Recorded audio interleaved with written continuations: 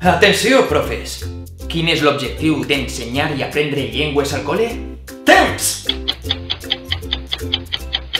Correcte! Que els xiquets i les xiquetes assolisquen un bon nivell comunicatiu. Sí, les llengües ens posen en contacte amb les persones.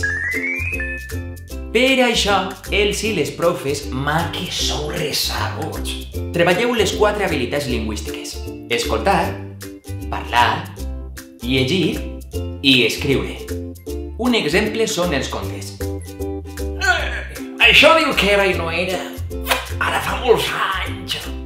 A un país molt llunyà. Els xiquets i les xiquetes que escolten i llegeixen contes es concentren amb més facilitat, aprenen més prompte a llegir, tenen més facilitat per a crear els seus propis universos i són més oberts a entendre i acceptar situacions poc habituals. Què passa?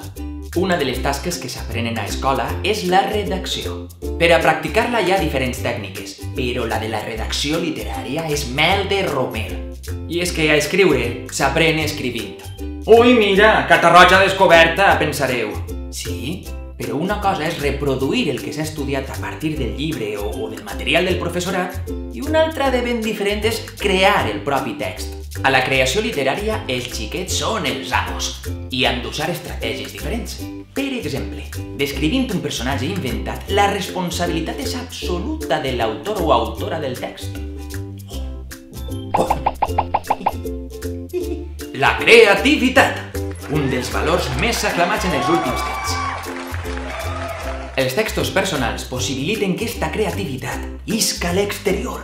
A més, crear textos literaris retroalimenta les ganes d'acudir a textos literaris. És a dir, que qui llig escriu millor i qui escriu llig millor. I més, la creació literària pot anar de la maneta de les propostes didàctiques, donant als xiquets una pista a partir de la història, dels fets relatats, dels personatges i acompanyant-la de les preguntes adequades, podem aconseguir que la creativitat es dispari. Adaptant les tasques a cada xiquet o xiqueta, podem aconseguir que perden la por a escriure. Tu! Deixa en pau els meus xiquets!